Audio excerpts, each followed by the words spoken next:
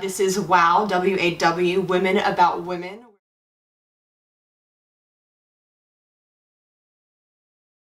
And I have with me my beautiful and amazing friend, Andrea. Oh, Andrea, can you tell them a little bit about you and what you're about? Yeah, my name is Andrea, as the lovely Jade has introduced me. And I am an actress and a yoga instructor, and recently, in the last year, a lifestyle blogger. And my blog is called Inspirational Addict. So check it out.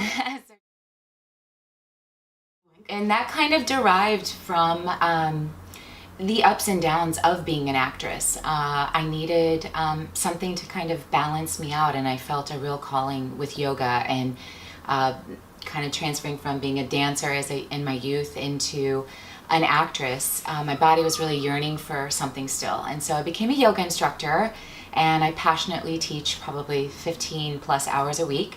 And then Inspirational Addict kind of derived as a continuation of that process.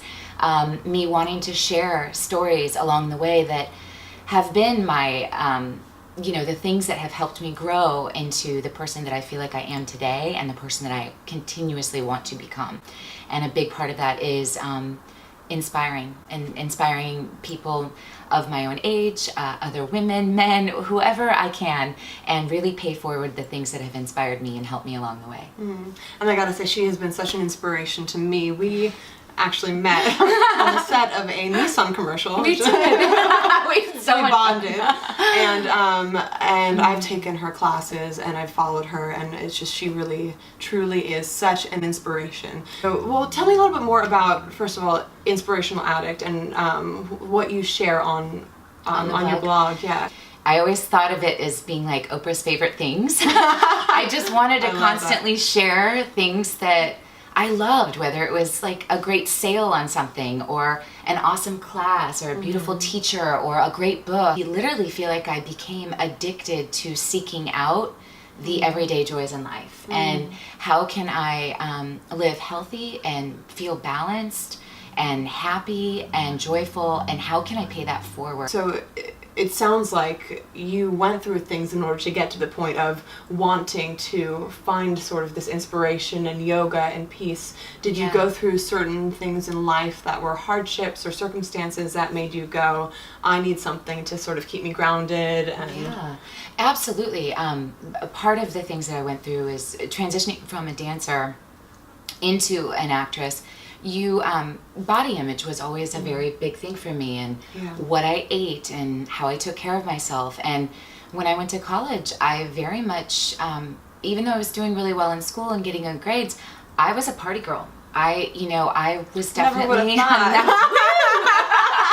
I was a party girl, and I think when I moved to LA, I, for a moment, perhaps was in the wrong crowd, and I was subjecting myself to drugs and way too much alcohol. And I don't think I was ever an alcoholic, but I didn't have a very good shut-off valve. Yeah. I just wanted to have fun, and I was everybody's fun girl. So I felt like I identified more with that sort of behavior as being, that's what people accepted and liked about me rather than just who I was at the core. I was going to ask that because that's a really interesting topic, because oftentimes, I'm a firm believer that we do those things. We do drugs or drink or use these mechanisms to sort of either cover up something that's going on internally or to fit in a lot of times. And I think that's something that most people fall into, unfortunately, that we use something outside of ourselves to feel better within. You know what I mean? Yeah. So seems like that was sort of something you used to deal with life. Yeah. So I think, and it took a lot of uncovering and years to figure this out, but drinking, I often found myself being the girl who was dancing for everyone and showing off and becoming a performer. And then, that was my way of feeling like I could be beautiful still. So how'd that work for you? Let me tell you. There's far too many probably videos out there that I would be really embarrassed by, and photos and things like that. But so the lesson is drinking doesn't make it better. No, it certainly doesn't. I'll make you a beautiful dancer. The beauty comes within, that you can't put that on kind of thing. Yoga was really the thing that... Tell me more about yoga and what it is that you found in yoga that gave you that sense of peace. My physical self wanted to stay in shape and wanted to stay burning calories and sweat and feel like I was still really flexible, like back in my dancer days. And my mental self was seeking calm. I'm a high energy person. I'm a... No. Right? We're not. And I think really what yoga started to help me do was I got to do all of those. I got to sweat. I got to burn calories. I got to feel strong and graceful in my body. And I started to feel really happy and joyful. And I think I found a woman, and I'll blast her out there. Her name is Andrea Bogart. And I Googled best yoga teachers when I moved to Miracle Mile. And you're like, her name's Andrea. And her name's Andrea. I'm in. And I remember in the first day of class, she said, "Oh, I haven't met you before. What's your name?" And I said, "Andrea." And she goes, "Cool. Why are you here?" And I said, "You're going to be my mentor. You don't know it yet, but you are." I love And she has been. And wow. The quieter you get is really what she's taught me about this practice, is how humbling it can be. It has dialed me back into a place of being so accepting of where I am on the day. Like, even if I did something 5 days ago that was amazing and I never did that bendy thing before, I can go back to a place of waking up and knowing, man, my body feels a little weak today, or I feel a little fatigued, or I don't really feel like myself. It's just been a practice that's uncovered and revealed so many beautiful things for me. But I think that yoga has a way of you want to live your best self. And I still have drinks. I still, I don't do drugs anymore. But I do have an occasional glass of wine. She's of age. She doesn't look it. Exactly. She's of age. So she's allowed. Get out. But it's, so that's... I was going to say, the thing there's two things that you bring up a lot that I love is I think... and hearing you speak about it, it's like this awareness of self. Like, you're so aware of yourself that you're not thinking, 5 days ago I did so great, and now today I'm not doing as well. You're just like aware, and it's sort of this aspect of self-love, like acceptance, really, accepting where you are, being aware of where you are, and accepting it, and being okay with that. And I think that's a really beautiful lesson for life in general. And the other thing you talk about often is that it's a practice. Yeah. So can you explain a little bit more about the practice of yoga, what that means to you? The practice for me is consistency. And like with anything, if you want to see changes in your life that you benefit from, you have to create consistency for yourself. Yeah. And it's getting on your mat, and carving out that time, whether it's on a yoga mat or whether it's meditation, or it's just you putting yourself in a timeout and just reflecting on the day, which a lot of my mom friends do. A lot of my mom friends do. They're like, I'm in my kid's timeout corner now. I needed one, which I love. That's funny. Yeah, right? I don't know, I can do that. I'd picture myself with a dunce cap in middle school again. Not that happened often, but all the time. But yeah, that's funny. I like that. Yeah, but everything that you create is a practice. Yeah. And when you can find pockets of time in your day to layer things in, I think that's how you create a practice for yourself. And the practice of yoga for me is, I've treated it a lot like being a dancer. As a disciplined dancer growing up, I had to practice to be good at it. I had to be in the studio if I wanted to see myself improve. And I feel that way about self-improvement now, that getting on my mat with yoga, whether it's teaching and it's sharing it with others, my students teach me as much, if not more, as they might think I'm teaching them. And selfishly, it's a practice for me in that avenue of, I'm inspired by them, and they them creating a practice is just more inspiration for me to understand how beneficial it can be when it's consistent.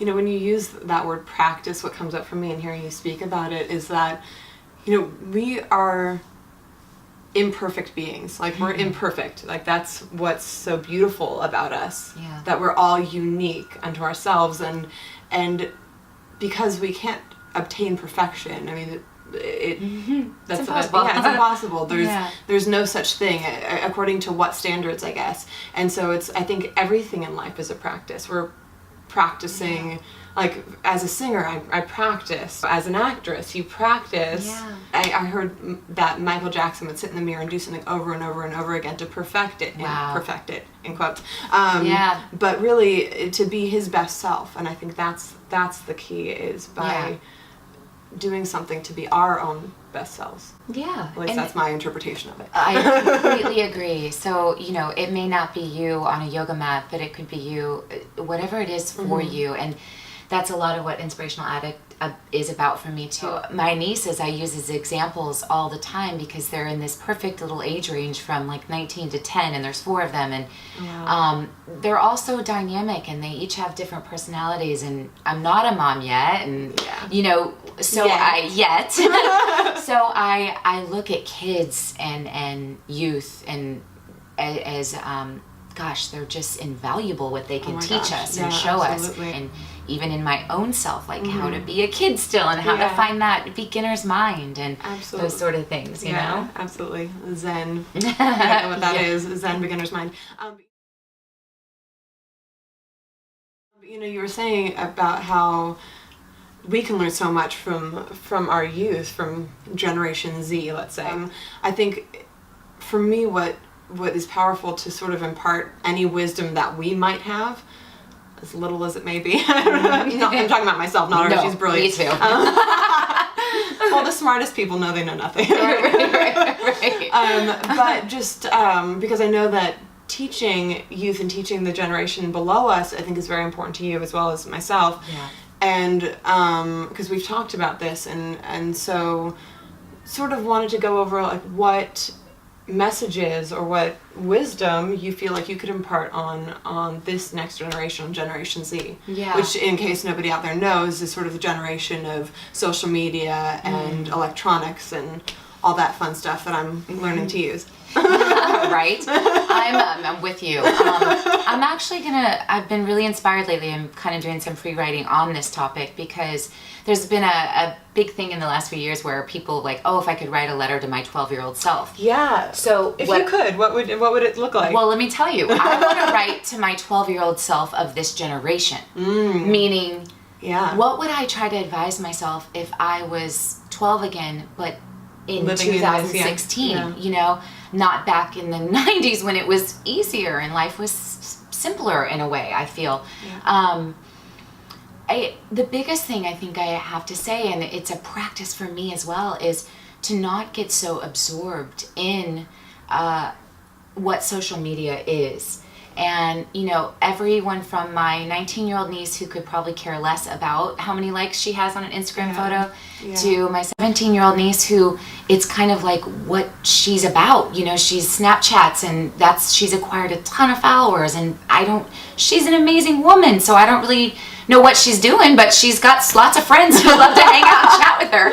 And then I have no followers on Snapchat. And then, to my 13 and 10-year-old niece who, they're curious. They're curious about it, and they kind of see their sisters, and one is one way and one is the other way. And then you have me who's, more interested in the aspects of it for branding and awareness. I think, the words of wisdom that I would try to give to our youth in that aspect is, stay connected to nature, to your friends, your family. Communicate with your words. They're a texting generation. I mean, and just to go off of that, I think something one of my acting coaches has said. Deb O'Cullough, who's amazing. She always talks about how this generation loses empathy because they're continuously like in their iPads or in their phone, and so they lose that human connection. And I think that's something that's so important. It's so important. So important. Yeah. I can't even. I mean, communication. If there's one thing that I could possibly stress enough with society is communicate. There's a lot of our generation that was. However you were raised, our family has a huge impact on the level of comfort that we have with sharing. There's something to being vulnerable enough Yeah. to speak up and use your words and know that you have a voice and that you can Absolutely. share how you feel. And for me, it's become about learning how. The first thing I used to say in therapist was, how do I say these things without being a bitch? Like, can I say that? I didn't want to feel like I was mean. You can say it on TV. You can say it here.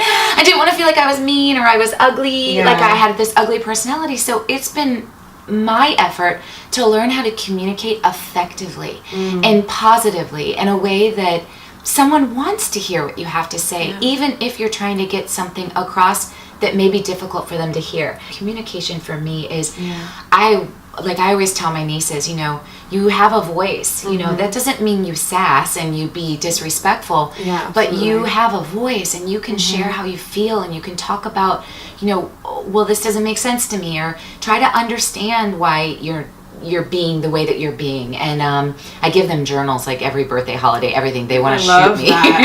Every place I travel, we get another journal. But You're like, I haven't used my last 10. But I'm truly trying to inspire them to write because to get their feelings out. Yes. And why do you think that's important? Or how has that been important to you? It's been important to me. I think that we're also, our Z generation is a generation of, unfortunately, pills and medication and kids. I mean, my nieces told me a scary thing. They said that there's more kids in their school that are on pills than off of pills. Wow. They're teenagers. That is terrifying. It's terrifying. And they've also told me, shared with me how they're allowed to have their phones on their desks at school during class. Are you serious? That's changed. Carly told me this morning. Oh my it's God. Changed. They now will go to the principal's office. But I'm like, they went for a year of being able to have their phones, like earbuds in while they take a test, listening to music. That's bananas to me. I'm like, I wanted to go to the school and do like a seminar of why. Protested. I don't know. I'm not even a little angrier than that. Yeah. But, just only because I'm bitter that I didn't get that as a child. But right, I know.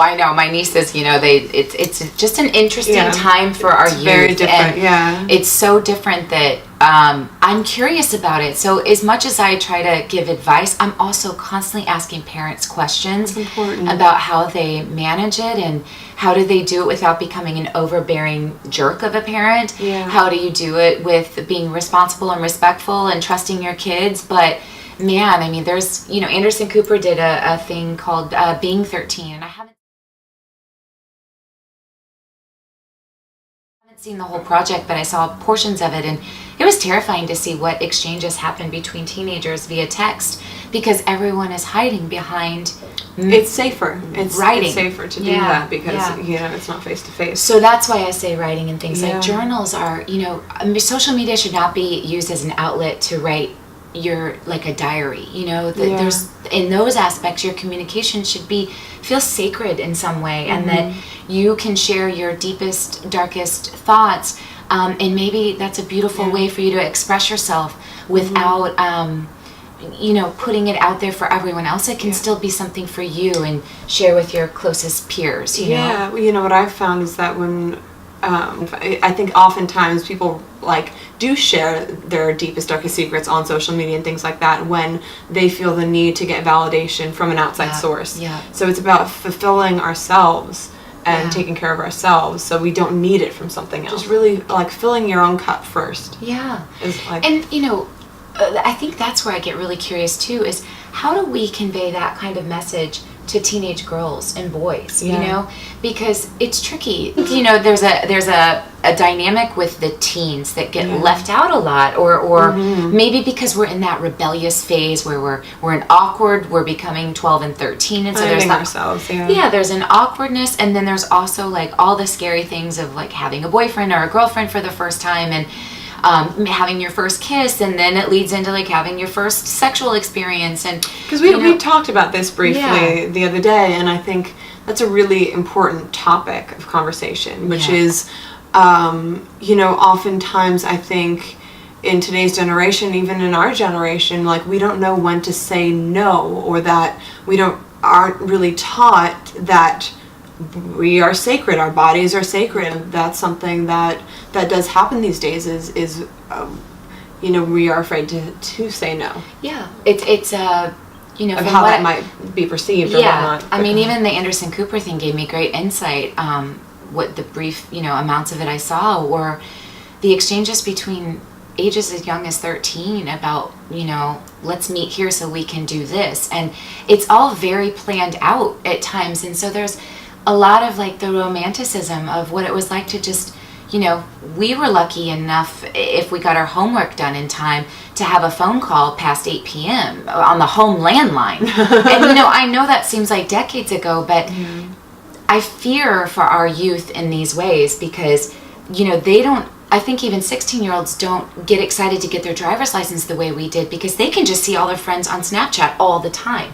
Where we wanted to get our license so that we could drive to go be out with our friends and see them. Yeah. So there's a lot of different things that our youth is dealing with that we didn't understand. And, you know, back onto the topic of saying no, especially women, we come from, I don't know what it is. It's well, like, you know, I'm a believer that like the generations before us were taught often that it was the man was the authority, and not to put men down in any way. I love men. Me too. But it is something that in the generations before us, we were taught that the man was in charge, and even with you know, my parents and I have a very strong father figure, and it was sort of like you did what he said, and that was it. And so then I believed in my childhood that you did what a man said, and there wasn't an opportunity to speak up or say, that's not what I want. And so I lost touch of what it is that I wanted and needed, and when I was uncomfortable, not to say that you can't go and, you know, have sex. People do it. I mean, that's what made you.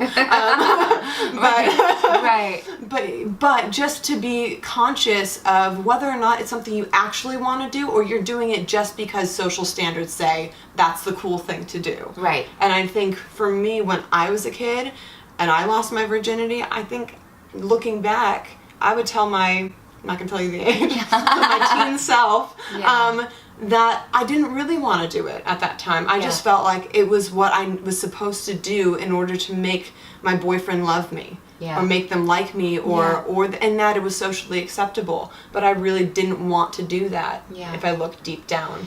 No, I think you're absolutely right. I think I was like one of the last virgins in my high school, so that's almost embarrassing. No, but on the flip side of things, on the flip Wait side, till you're married. No. Wait till you're married. I'm just kidding. So we were talking about sex. I don't even remember like actually having an orgasm when I was like that young, and not even knowing what it is. So like, what's the point? Right. What's the point otherwise? Right. You know what I mean? Yeah. But the big fear, I think, is make that sure you're getting something out of it, kids. Yeah. You know, but it's like us reminding boys and girls, like there is something special about like meeting a boy and a girl and getting to know each other and becoming friends, and you go on a little date and you go to a movie together and your parents drop you off and then you get your driver's license, and there's all these stages of what can be a really beautiful learning process to you meeting someone that you actually care about, that you like them, you like being around them, you get to know them, and then you feel safe and you feel like you're in a safe place to go on to those next levels sexually with somebody and safely. And let me tell you, when you skip out on all the steps of getting to know someone, it's no wonder why you wouldn't feel comfortable saying, should we wear a condom? Should we? That's such a good point. Right? Yes, because you don't feel safe or vulnerable with that person because you're really still getting to know them and getting comfortable with them. So if you don't feel comfortable enough saying no to someone, or like, I'm not ready for that, you probably don't know them well enough to actually sleep with them. Yeah, and to comfortably say, can you put a condom on? Or we should wear a condom. We should be safe, you know? And that was another topic we talked about is that condoms and the importance of that. These days with all of the medications that are so prevalent in today's society, people don't look at STDs as something that's life-threatening. I had someone I called my uncle who was actually just my mom's best friend who had AIDS and suffered from that, and it is something that is still out there. I have one of my dearest friends has HIV, and so it's still out there, and it's something, thank God for the medication these days on one hand, because it does, it's keeping people alive, but on the other hand, it doesn't, okay, you get crabs, and you can there's medication for that, but there are things that are incurable, like herpes, that you're going to deal with that the rest of your life. And I was telling her that, HPV is another thing. We can't detect that in men. We can only detect it in women. And that's something that, unfortunately, I got from someone and ended up getting cervical cancer and having to deal with that. Thank God I'm scot-free. But it was a whole process that I had to deal with. So wear a condom, because it's about caring about yourself enough to do that. And it's awkward. So just embrace the awkwardness of it. I mean, I'm sure every woman and man out there will, vulnerably say there's been times or a time where you've just not felt comfortable to say, we need to be safe and put on a condom, will you wear a condom? And there's a good point here. Yeah. Because imagine, it might be uncomfortable saying, you know what, I really think you should put on a condom right now. But imagine having to tell someone the rest of your life that you have herpes. Yeah. How uncomfortable is that going to be? Or something like that. It's not something to joke about, because I know somebody else that deals with that on a daily basis, and it's heart-wrenching.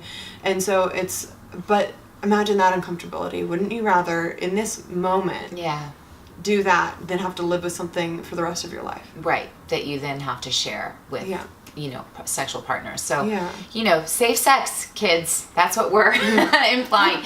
But we've all, don't do it. And just I think, say no. I think in support of that is for the parents out there. I'm not a parent yet, right? So I don't know what that's going to be like and how those conversations are going to go. But as an aunt, I have talked to my nieces about these things, and I think it's important, like parents, maybe help make it accessible for. You don't want to encourage your kids to just have like a trough of condoms, but if you know and you've already had those conversations and you have a good indication that your kids are having sex, why not be the person who helps supply them? Because it's awkward enough for them to have to figure out how to get condoms. Then for and they might not do it right. Right. And I've heard the old dad and uncle trick. They teach their son or the nephew whatever with a condom on a banana. So it's and for girls there's a way to break the ice with your kids, I think, and your nieces, nephews, whatever it may be, little brothers, sisters, that you can talk to them about these things and I don't like to do the threatening mechanisms, but I do like to have them be aware of like what Jade is saying. I mean, HPV is prevalent. I think when I was when I was in my 20s, it was 85% of women had HPV. Some of them would have precancerous cells, some would get the cancerous cells, and some would have to get treatments. Yeah, and there's about 7 that can cause cancer, and then there's about 17 different strands of HPV that you can't actually. There's no shot. There's shots these days that you can get to prevent from HPV, but a lot of them don't prevent you from getting the other numerous strains of it. So it's not preventative. Yeah. So, the moral of the story is, as awkward as it is to have safe sex, embrace the awkwardness and have safe sex. Yeah. You're going to do yourself a big favor. Yeah. And, we brought up a good point earlier about, if you as parents aren't willing to talk about it, how are the kids going to learn that it's okay to talk about it with someone else? Yeah. So, just talk about it. Yeah. Allow for that space of vulnerability and communication. Yeah. Communicate with your kids. It's important. You might be saving their life. Mm-hmm. And kids, use those condoms. Learn from us. But I mean it. Learn from us. We're serious.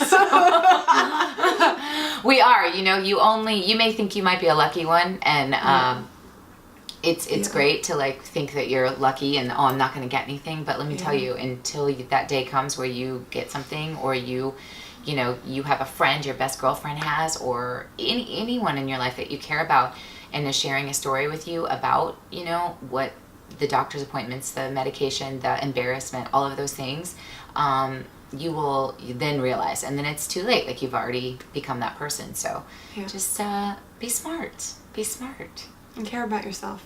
Yeah. Enough to just say no. Mm-hmm. We sound like an ad. You know, ad for This is your success. brain on drugs. Remember those used to scare the crap out of me, though. Those eggs in the frying pan. Did you ever see that? No. This is your brain on drugs. Last, I'm a big fan of Deepak and Oprah's meditations as well. The 21-day meditation challenge. 21-day meditation challenge. Too. It's such a great way to, you know, try meditation for your first time if you don't want to invest in it, you know, financially. And also, for me, what's happened is, like, if I'm getting out of my routine of meditating every day, it gets me back in it and gets me re-inspired. Yeah. And their meditations are really, really powerful and beautiful and sets an intention for each day. And so definitely check it out, because it's really amazing. Yeah, and they do even things like that. Like, one of the cycles was about shedding the weight, but they didn't want you to think about shedding like pounds Physical per se, weight, but shedding like your choices of why you do certain things you do. And one of them, I remember one night I got just a giggle out of it, of Deepak talking about next time you go to the cabinet, you know, and you're opening it up and you're going to reach for like your chocolate bar or whatever it might be, have a conversation with yourself for a moment about, you know, am I really hungry and why am I having this? And I do that sometimes, and I actually go, I'm not hungry. Like, I just found myself resisting a moment from writing, or, you know, a boredom, or got on a phone call. It's like weird how there's triggers, you know, so you start to learn about your own sort of triggers and why you go to, and, you know, back to yoga, that's been a lot of what it's revealed for me, is my go-tos, the things that I've done air quotes a lot during this thing. I'm not sure why. I keep doing this the rest of the time, just for fun. I don't know where those have come from. Just to go back, you know, there's someone, I don't know if you've heard of Teal Swan. No. But I love her YouTube videos. She's sort of part of the intentional metaphysical community, and I love her stuff. But she did one about, I don't remember the exact title, but I will find it and share it. It was about self-love. And one of the phrases that I just loved was, she's like, when making any choice throughout the day, ask yourself this one question for 365 days. It's a whole big challenge, is what would someone who loved themselves do? So it's like opening that cabinet in that moment. What would someone who loved themselves do? Yeah.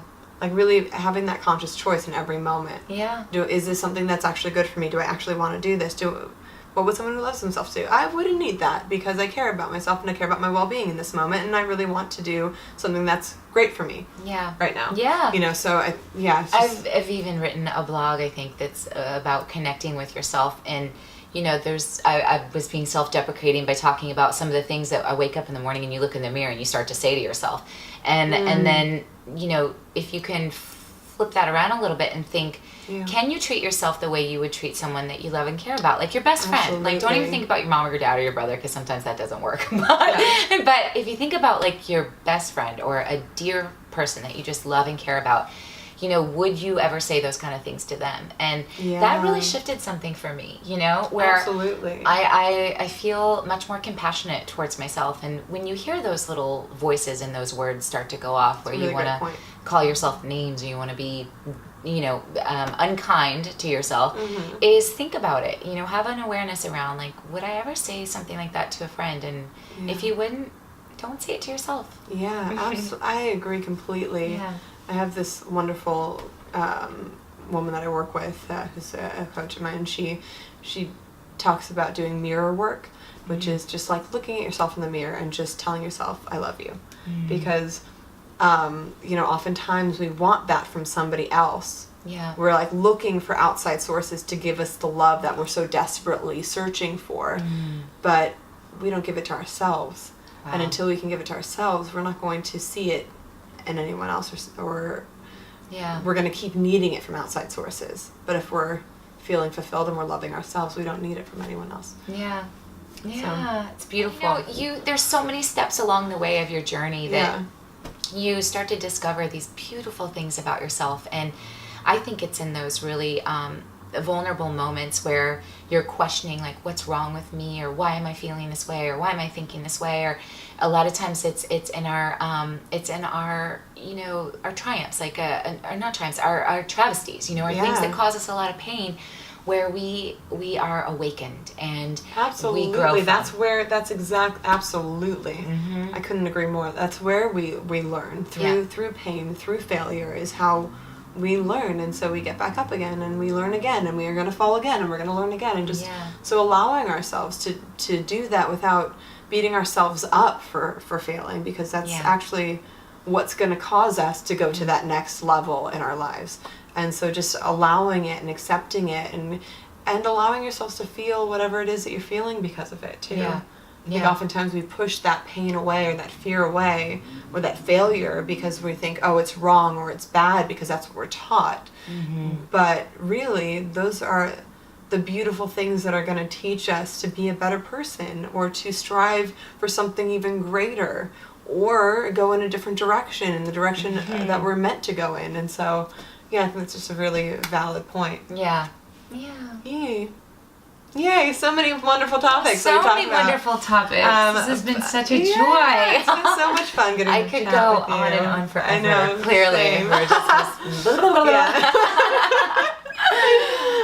when women talk about women. Yeah, right? This is what happens. I love it.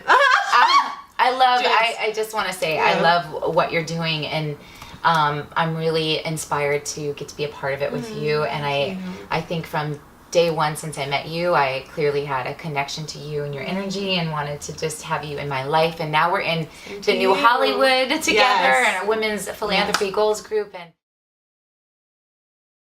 it's such a powerful group of women. It's such a gift to be a part of that, and to get to share it with you. It's been so amazing. And I think all of us, you know, within that we're so inspired to do these sort of things that we hope, you know, just touch one person. And I know for me, even, you know, at least one. Exactly. You know, when you become a blogger, and the best thing I think I've learned so far is, like, I'm writing truthfully for myself. I'm writing to share stories that, you know, I don't know who's reading them. I just finally got my Google Analytics lined up, but I don't even know who's reading my blog and who's not. And but I can tell you one thing, that when I do get a comment or an email from somebody sharing a personal story, that for me is exactly why I'm doing it, because I want to create a community of a safe zone of people knowing that there's cheerleaders out there for you. Absolutely. And there's I need you too. Like, I need cheerleaders. That's why I'm in a group with other women and like-minded, you know, people in my life. And